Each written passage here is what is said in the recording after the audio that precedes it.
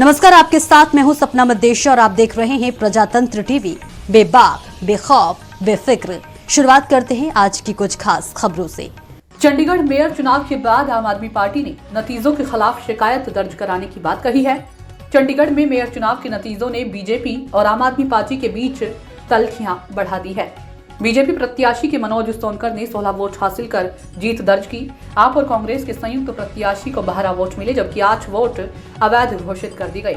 बवाल आप और कांग्रेस में पक्ष में आए। इन 8 वोटों को घोषित करने पर ही बवाल हुआ। बीजेपी प्रत्याशी को घोषित किए जाने के बाद आप और कांग्रेस पार्षदों ने हंगामा किया और बीजेपी के पार्षदों से मारपीट हो गई। अरविंद केजरीवाल ने नतीजों को दिन दहाड़े डकैत बताया है। आम आदमी पार्टी ने इसे देशद्रोह भी करार दिया। पीठासीन अधिकारी को जेल भेजने की मांग। चंडीगढ़ मेयर चुनाव पर आप सांसद राघव चड्ढा ने कहा कि आज जो हमने चंडीगढ़ मेयर चुनाव के दौरान देखा वह न केवल असंवैधानिक और गैर कानूनी चीज ही नहीं थी, बल्कि देशद्रोह भी है। चंडीगढ़ मेयर चुनाव में आज जो हमने अवैधता देखी उसे सिर्फ और सिर्फ देशद्रोह ही कहा जा सकता है। राघव चड्ढा ने कहा कि वोटों की गिनती को लेकर पीठासीन अधिकारी के खिलाफ कार्रवाई होनी चाहिए। न सिर्फ कार्रवाई होनी चाहिए बल्कि जेल भी जाना चाहिए। पीठासीन अधिकारी को गिरफ्तार किया जाना चाहिए। शिकायत दर्ज करेगी आप। राघव चड्ढा ने कहा कि आम आदमी पार्टी पीठासीन अधिकारी के खिलाफ शिकायत दर्ज कराएं। चुनाव में बेहद धांधली की गई है। ये दिन दहाड़े चोरी है जिसे बीजेपी ने अंजाम दिया और अधिकारियों में इसमें बीजेपी का साथ दिया। जैसे भाजपा के माइनॉरिटी विंग के एक पदाधिकारी जो प्रिसाइडिंग अफसर बने, अपने ही पेन से निशान लगा लगाकर बैलेट पेपर को अवैध घोषित कर रहे हैं। Fresh election, free and fair election call किया जाए। पंजाब हरियाणा हाईकोर्ट के द्वारा अपॉइंटेड एक रिटायर्ड हाईकोर्ट जज को प्रिसाइडिंग अफसर बनाकर पूरे इलेक्शन प्रक्रिया फिर से कराई जाए। हरियाणा हाईकोर्ट में जब इस पूरे इलेक्शन प्रोसेस का वीडियो पहुंचेगा और ऑनरेबल जजेस अपनी आंखों से खुद देखेंगे कि कैसे भाजपा के माइनॉरिटी विंग के एक पदाधिकारी जो प्रिसाइडिंग अफसर बने, अपने ही पेन से निशान लगा लगाकर बैलेट पेपर को अवैध घोषित कर रहे हैं। ये सारी चीजें जब हाईकोर्ट के सामने आएंगी तो हाईकोर्ट अवश्य कार्रवाई करेगा।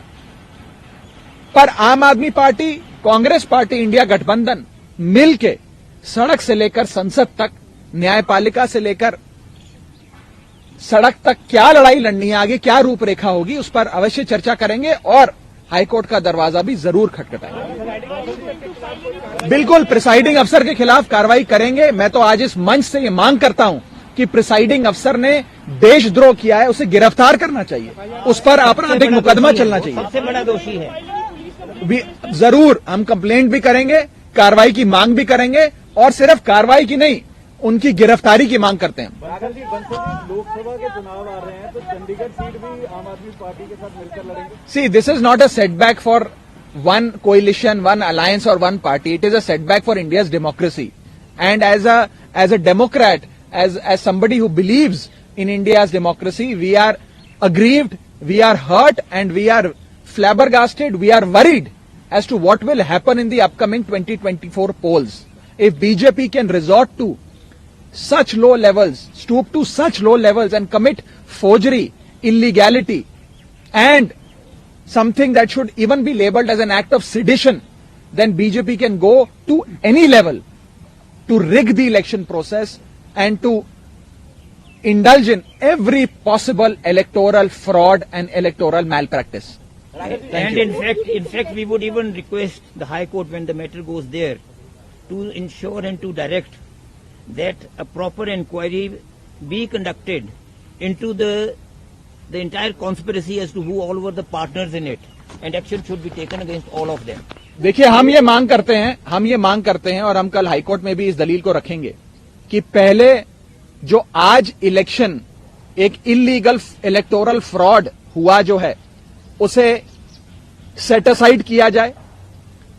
दूसरा, एक fresh election, free and fair election call किया जाए। और तीसरा, पंजाब हरियाणा हाईकोर्ट के द्वारा अपॉइंटेड एक रिटायर्ड हाईकोर्ट जज को प्रिसाइडिंग अफसर बनाकर पूरे इलेक्शन प्रक्रिया फिर से कराई जाए, ताकि इस बार कोई बीजेपी का पदाधिकारी प्रिसाइडिंग अफसर बनकर अपने ही हाथों से इंक लगाकर वोटों को अवैध यानी कि इलीगल घोषित ना करे और फ्री एंड फेयर इलेक्शंस हो। फ्री एंड फेयर इलेक्शंस और डेमोक्रेसी भारत के संविधान के बेसिक स्ट्रक्चर का हिस्सा है।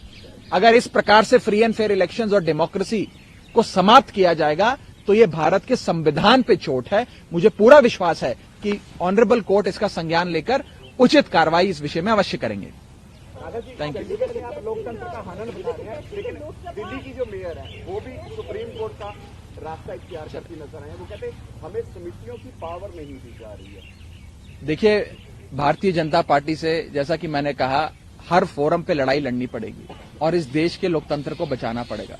हम दिल्ली में भी लड़ाई लड़ते हैं, हम चंडीगढ़ में भी लड़ाई लड़ेंगे, पर इतना ही कहना चाहता हूं कि अंत में जीत सत्य की होती है। कोई फ्रॉडस्टर नहीं जीतता, कोई इम्पोस्टर नहीं जीतता, कोई देशद्रोही अंत में नहीं जीतता।